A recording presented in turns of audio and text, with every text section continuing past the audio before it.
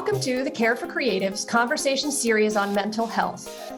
Care for Creatives is a partnership between the DC Creative Affairs Office and the George Washington University, which provides pay-what-you-can mental health support for anyone in the DC area who needs it.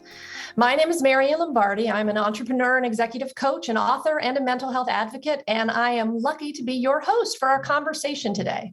So, Dr. Mary, how are you? Tell us what's up, who you are, and what's getting you excited this morning. Hi, I'm Dr. Mary DeRaedt, and I'm excited to be here too and have this conversation. I am the Director of School Counseling for the George Washington University and the co-creator of the Care for Creatives program.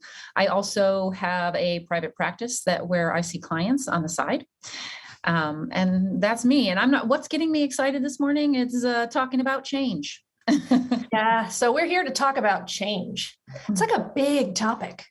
So what exactly is change, right? Like it's this big word that we all use that means a lot of things, and it's used in multiple contexts. I mean, I think about change often because I say I'm somebody who's good at change, right? Like I like change, I'm attracted to change, but it is such a large word. I was wondering if you could help us kind of give context around what is this thing that we call change?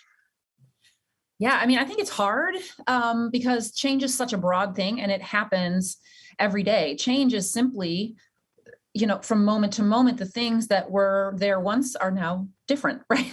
And that happens throughout the entire day. And so we have lots of different types of change. There's big changes and smaller changes.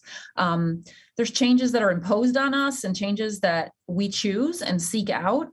And I think that trying to get a formal definition of change limits the understanding of how pervasive it is.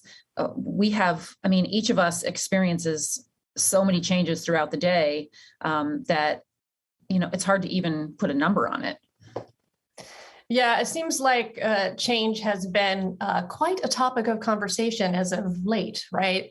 Because there's been a lot of changes culturally from just our health perspective, the way we live, dealing with a pandemic, dealing with all sorts of stuff, and how we as humans are supposed to navigate that environment, as well as how business owners are supposed to deal with the change. And, there's a lot of words that pop up that seem to mean change, like pivot is sort of like this word that seems to have come up 800 times as of recent. And I'm curious about the language around change, because you talked about how changes can be big and they can be small and they can happen every day, little changes, big changes. And I'm curious around the language of change. Yeah, it's interesting, that word pivot, right? Because it's an attempt to kind of take the pain out of that term, right? We try to make it's an adaptive strategy to try to make something that feels overwhelming and feels out of our control more in our control. And so I think we tend to shape our language around that and try to come up with ways to think about the changes that we experience and how we respond to those changes, right? Because pivot is more about how do we respond to the change. And that's a whole other part of this conversation, right? That we have changes that are happening, but then how we respond to it makes it more difficult or maybe a little easier. And maybe I'm not addressing the issue of all the language around change, but I think grief and loss also come up in terms of thinking about change and how we address change. I mean, do you think that fits into the idea of pivot, or that's a little bit more on the negative side? Well, but that negative versus positive thing is part of that, right? Because pivot sounds like this positive spin on something that is challenging, and so we're gonna pivot, and that has energy, it has momentum to it, and it feels more like it's going to be a positive thing, right. And so. That seems purposeful in the word. That seems like the narrative around change is being shaped by that word in some way. I feel that way in some ways about grief and loss too, right? Because there's the language around grief and loss is it has a negative connotation to it, right? Like it has a painful connotation to it, even if sometimes within that grief and that loss, some beautiful things can come out of it. So I'm just interested in that shaping of the narrative around how we navigate change and how that leads us to feeling better or worse and how we navigate it. Yeah, it brings up a kind of the idea that we talked about the idea that there's change we seek and change that's imposed on us. And when we think about change that is imposed on us, there's a tendency to need to make it more positive, right? So maybe we use pivot. We're going to pivot because we were handed something that we're experiencing a loss, we're experiencing a stressor. And so we improve it by just shifting our direction, by moving and flowing, in essence, with that change. Whereas when we have a change that's positive, we tend to look at it and go, oh, I chose this. I wanted this. I sought it out. And so I'm excited about it and it's going to be good. But what's interesting is that even in changes that we seek, there is stress and there is loss. And because there is no change without loss. You cannot change something without losing something that was there before. So yeah, it all kind of ties together, this idea that we are handed change and we try to make it more functional and survivable and positive, or we seek change and we still have to kind of figure out a way to let go of the things that were there before and move into the positive. Which kind of gets at the idea of, are you somebody who seeks it or are you somebody who avoids it? And the narratives that we all have in our heads about, I hate change, right? A lot of people will just very much own, I hate change. I don't like change. I want things to be stable, which is an interesting aspect. Yeah. So does that mean that some people are good at change and some people are bad at change, right? Like I sit there and I say, I'm good at change, because, and as somebody who seeks out change for a variety of reasons, just because it keeps me creative, it keeps me inspired. It is something that I also recognize is a little bit of an avoidance mechanism for when I don't want to deal with something, I can always pick up and change. And it is something that I identify very strongly with. I identify with somebody who's being good at change, but I don't exactly know what that means necessarily, right? Like, are people good at change or are they bad at change, right? Like, is that something that you can put people in one or two of those camps?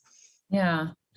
I mean, that's a good question. But I think one of the things that factors into that is, are we talking about good at big change, good at small change?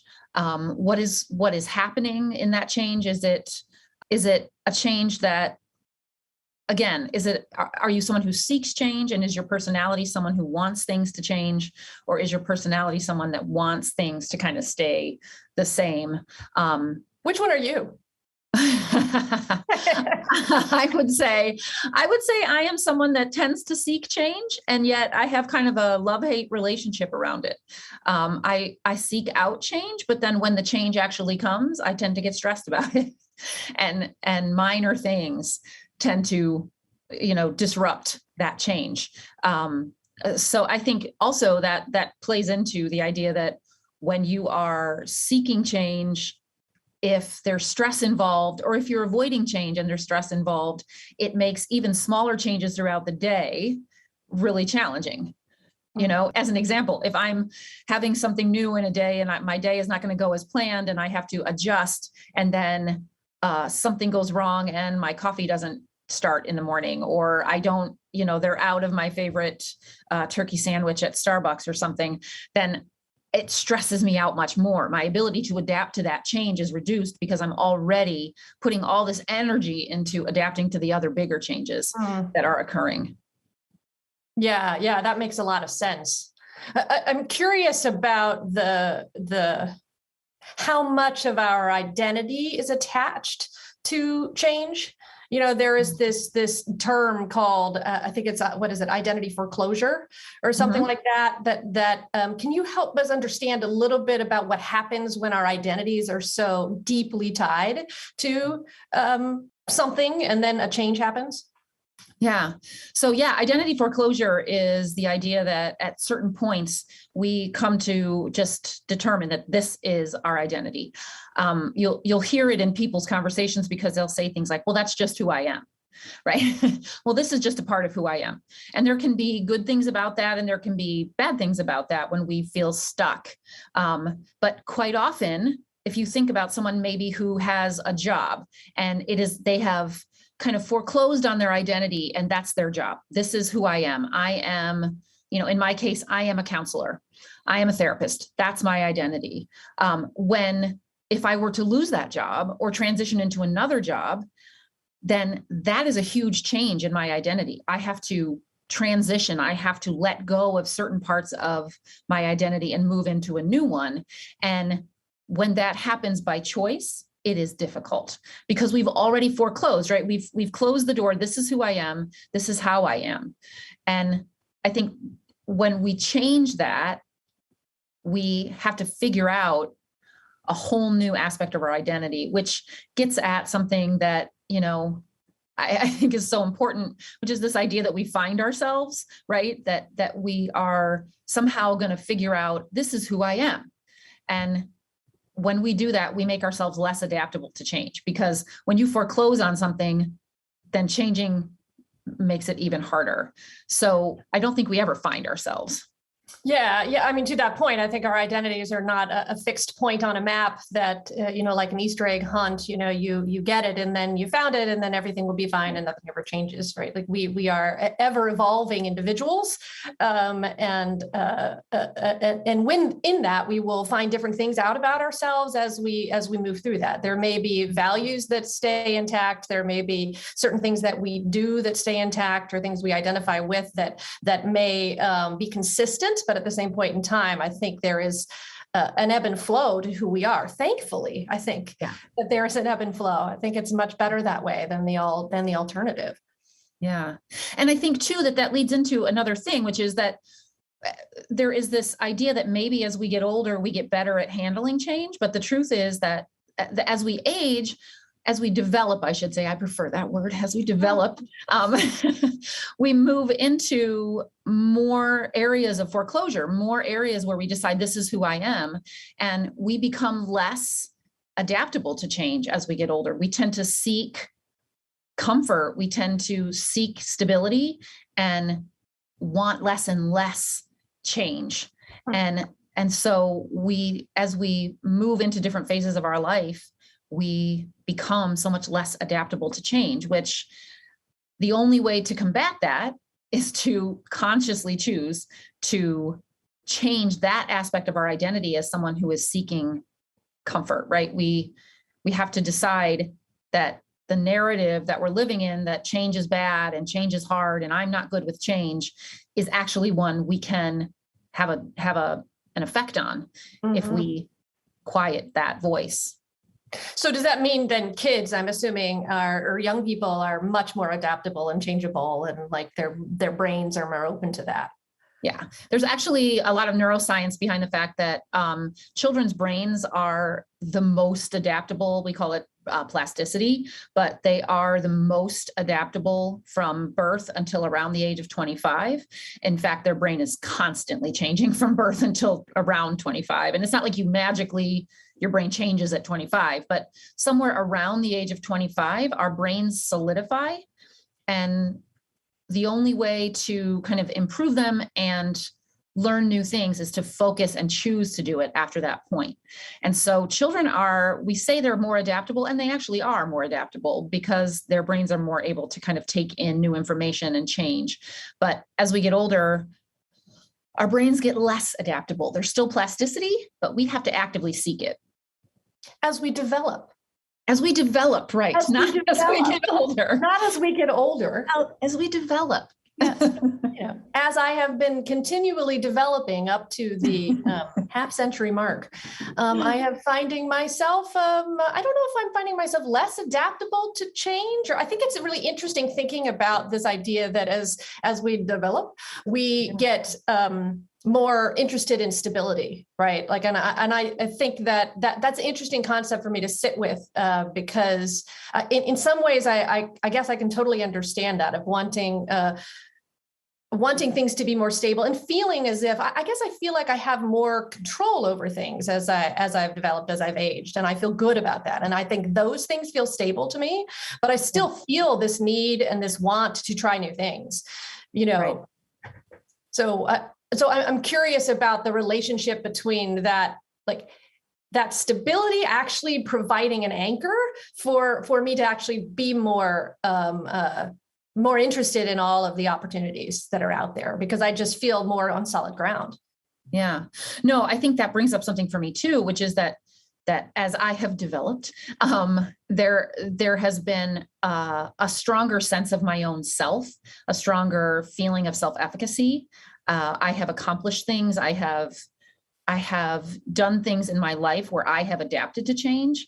And so I feel now, maybe more so than I did in my 30s or my 20s, I feel more able to handle whatever comes at me, right? Because there's an internal sense that you're talking about, that I know I can adapt to change. I know that I can solve the problem.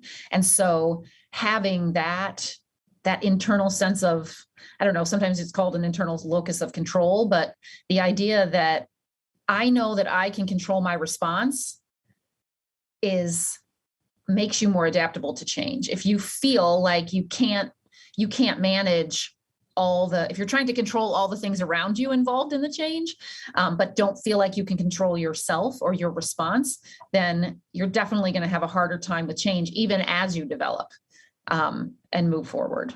Yeah, it sounds like there is a definite relationship between control and change. And those of us who are friends with control, I mean, I like control, I like having it. I seek it out often. Right. It's a nice friend to have, right? On occasion. Yeah. Sometimes it lets me down, because it doesn't do what I want it to do. Right. Or other people don't allow it in the room, don't allow my control in the room. Right. Yeah, there is that too. I'm curious if we could go back to grief and loss, right? Because I think that's there's a lot of change wrapped up into grief and loss. And so I'm curious if you could help us unpack a little bit about how we navigate that. Yeah. Well, in terms of navigating it, I think the first step is always to be able to acknowledge that there is a loss or a grief involved. We tend to think, I mean, it may seem extreme, but I think it's a minor example. But, if you get up in the morning and you go to your local coffee shop and they don't have your favorite tea, and you wouldn't say, oh, I've experienced this deep loss, right? Or I'm grieving. But there is a moment there. I think there is a space where you have to let go of something. You have to say, oh, I am not going to have this thing today. I am not going to have what I was looking forward to. And so being able to say, you know what, that's a loss right there, but I can cope with that, right? Acknowledging the fact that there is grief involved. We tend to look at grief as something that only happens with huge things or even with death. It's very associated with death, obviously, but there's actually a life change index that you can look it up online if you want and check it out. But where it lists all these major life changes and it literally gives them scores for how intense they are and kind of ranking them according to their stress impact on your life. And the intention behind it is to kind of check them off and see how stressful your last year has been. But I think we tend to look at those big C changes and go, oh, I might grieve if I experience a divorce. I might grieve if I experience the death of a family member or a spouse. But we don't think about the fact that when we move from one place to another, we will grieve the loss of some of the things that were in that old place. We will miss the aspects of it that were actually good, because nothing is fully good or bad. It has positives and negatives. And so we will always grieve and feel the loss of the positives, no matter how small the change. And so I think expanding, not in a kind of maudlin, oh, we're always grieving way, but expanding that idea of grief and loss to include even smaller experiences allows us the space to let that feeling of loss in, address it, and then move on. Because when we just suppress that and say, well, I shouldn't be feeling that way, I shouldn't have that feeling, then it just gets shoved down and causes us ulcers and heart disease and diabetes and all kinds of other things. So allowing the space for that emotion is really important. Yeah. Well, and it goes back to that idea that whenever you say yes, you always say no. Right. You can't choose one thing without not choosing another. And the idea of avoiding choice in order to avoid that pain or avoid the not, getting to the no choice is also always a choice, to avoid whatever you're trying to avoid. But yeah, so it sounds like that there feels like we always need to be grateful for everything. We always need to be positive. We always need to, and in some ways, by avoiding taking a minute to be like, wow, no, that just hurt, or that felt yucky, or that feels like I'm losing something in this minute. It has benefits to us, emotionally and mentally. Yeah. And it also opens the door to the idea that we tend to idealize positive changes. We're like, oh, I'm going to get this job and my life is going to be the best it's ever been. Or I'm finally going to get married, or I'm finally going to have a child, and everything is going to be better. And I'm going to make this change in my life. And we then have that change occur, and we get hit by all this loss. We get hit by, oh man, I just had a baby. I can't go to a movie by myself for the next 2 years, right? Like we don't anticipate in the need to make the change so positive. We don't anticipate that there could be some feelings of sadness and loss associated with it. And so when we allow that into the space, like you said, we give it a voice and we allow ourselves to resolve it. And then we also don't sit in this space where every change has to be either amazing or horrible. When we open that door, every change can be both amazing and horrible at the same time, which I think is a complicated way of looking at it, but it's really important. Yeah. And it seems like in many ways it could be maybe a healthier way of looking at it too. Right. Yeah. Right. Yeah, I'm thinking about people who may want to do a better job of navigating their relationship with change. And I'm wondering if you have any advice or skills to share that could help people start to approach this relationship that they have with change. Yeah, absolutely. I think you also have some tips that you can help people dealing with change, because you are very good at it. But I think that, one of the things is realizing, first having that awareness that if you find yourself during the day saying to yourself, oh, I don't like change, I'm not good with change, I don't want change to happen, change is bad, then just interrupt that narrative, right? That's just a very basic starting point. We tend to get these thought patterns in our heads that end up being almost like game trails through a jungle to water, right? Like it gets wider and wider the more we think it. And so we need to interrupt that path and send one of those elephants on a different path off into the jungle to create a new trail. Because if we don't acknowledge it and then try to change it, then we will just continue to struggle and be unable to manage it. The other thing is to realize that we have more autonomy over our response to a situation than we think we do. When we feel unempowered, then we sit back and go, oh, well, the change is happening, I don't have control over it, it makes me feel uncomfortable, I don't know what to do. Whereas if we go, okay, the change is happening, but I have things that I can think about. I can think about what the narrative is. I can change the story I'm telling myself. I can change my approach to the problem. I can sit down and make a list of all of the things, the skills and the competencies and the support and all of the things in my life that will improve my ability to handle change. So just taking some time to do that. I mean, CBT, cognitive behavioral therapy, has a technique called thought stopping, which is challenging, but it's valuable to, in the moment when we're thinking, oh, I don't want this to happen. I don't want this to happen. Or I wish that I could just go back and be the way it was before. We can kind of interrupt that thought process and say, nope, I'm going to stop there. This did happen. I can cope with it. It's not going to be uncomfortable. I mean, it's not going to be comfortable, but it's going to be okay. Mm. Yeah, that's all such great advice. I think that one of the things that I always try to think about when it comes to change is, what is the ultimate goal?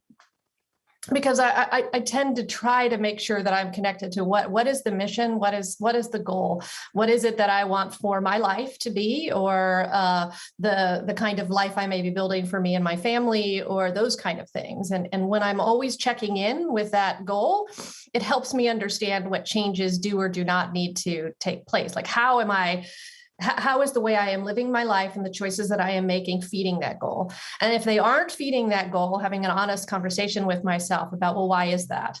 So there is a level of this constant check-in and self-reflection around, what is it that you want this one precious life to be, for me specifically? Like, what is it that I want? And what is keeping me from not meeting that goal, or those ideas, or that inspiration, right? Like, we only have this one time at bat, or at least that's sort of how I see it. But and so I want to make sure that I make the most out of that. And so that tends to be often what I check in with myself about when I start to feel like out of sync, or something's not quite working, or I'm not feeling quite as inspired, is like, am I living the path that I have set for myself? Am I reaching those goals? And also to check in, are those goals that I may have set still what I want? Because I think back to this changeability factor, and this identity is flexible, is that I may in my 30s have decided this is the life I want. These are the goals that I have for myself. And then over time, I might go, maybe not. Maybe there are new things that I want. And so it's good to check in on yourself in that way. Yeah. So often I think that's something that helps feed my sense of change, is that idea of, am I meeting the mission that I set out for myself? Am I meeting those goals? Right. And I think that's beautiful, because that's when you have a point that you're headed toward, then you tend to make a more straight line toward that point and be able to cope with the obstacles that come up on the way there. I think one of the things you mentioned in the process of that is that goal can be adaptable. And I also think that goal should not be, I want to be comfortable, right? Because I've talked to many people who are like, my goal in life is to be comfortable and happy all the time. And so I think when you're talking about goals, it's, what do I want to accomplish? What do I want? Where do I want to go? Who do I want to become? And not just, I want stability. I want safety. I want comfort. Because as we've been talking about, change is coming. It's going to happen, and it's not comfortable. So we can't really, when we have a goal we can't achieve, then we tend to feel even worse over time. Yeah. Well, and I always struggle a little bit with this idea of happiness, because I think happiness is having a moment, right? Like this idea that there's this desire that we need to be happy. Like it's a drive to be happy. And I feel like happy feels like this destination that is a hard thing to tell whether you reached it.